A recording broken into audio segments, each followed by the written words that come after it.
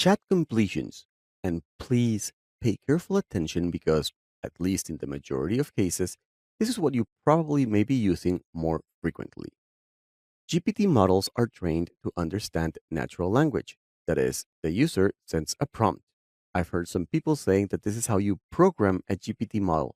That's not exactly the case, but you may hear it from time to time. What it means is that using a prompt is how you send instructions. Anyway, you make a request to the model via the chat completions endpoint. This one works as well for GPT 3, 5, and 4.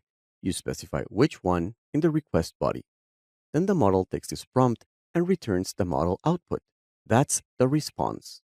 If you think about it, I could change this diagram and replace the model with a couple of experts, and it will feel pretty much the same. You ask a question, you get an answer. You ask another question, and you get a new answer. And you can continue the conversation.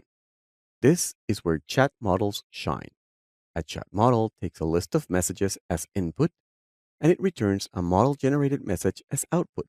You then send new messages with previous output and continue the conversation. This makes a multi-turn conversation easy, but it can also serve for single-turn tasks, which reminds me of a very important topic that I need to cover, namely zero-shot prompting and few-shot prompting. What's this?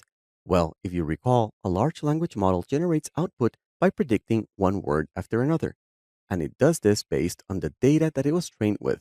It may be possible that the model was trained on data similar to what's being requested, or not. So let me tell you about zero-shot and few-shot prompting. In zero-shot prompting, you provide a prompt to the model that's not part of the training data. That's a prompt with no samples. The model then generates a suitable response even when it's a new scenario, although this may require a good description to get a good response. Using a quick analogy, imagine if my wife asked me to cook something that was Italian and Indian at the same time. I've never done this before, but I could come up, for example, with a curry chicken pizza. Maybe I'll try that tonight. Anyway, let's go to few shot prompting. In here, samples are provided to the model to demonstrate what's requested, which is a suitable alternative when it's hard to describe a request.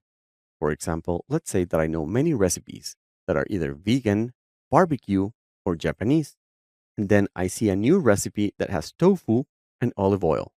Based on the recipes that I know, I can classify this new recipe as vegan. Okay, let's go back to the chat completions. To make a call to chat completions, as I showed you earlier a couple of times, you basically have to call this URL, specify the model, GPT-3.5 Turbo in this case, and then the messages, with each message containing a role and the content. In this case, I have the system, which tells the model what it is, and the user, that's me.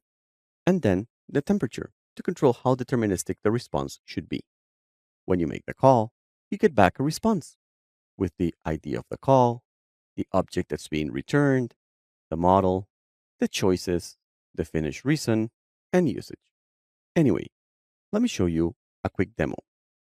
I opened the chat completion notebook, which is very similar to the samples that I showed you earlier.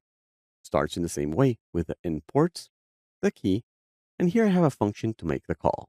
It receives the URL and the data. So it's /v1/chat/completions, and for the data, GPT-3.5 Turbo, your helpful assistant, and hello. When I make the call, here's the response. The model said, "Hello, how can I assist you today?" But what if I go back and I change the system message? For example, you're an angry customer. Now I execute and see the response. "Hello there, I need to express my extreme dissatisfaction with the service I received from your company." It's the same prompt, but with a different system message. And let's go even further. I'm going to add the response that I just got into my messages and then ask a new question. What seems to be the problem? Now, when I execute, it's telling me the problem. My company has repeatedly failed to fulfill its promises and provide satisfactory service. As you can see, this is how you do a chat. This is how you use the model. You provide the context. For example, you're an angry customer, a message, you're saying hello, the assistant replies, and then you go again with a follow-up prompt. This is how you use chat completions.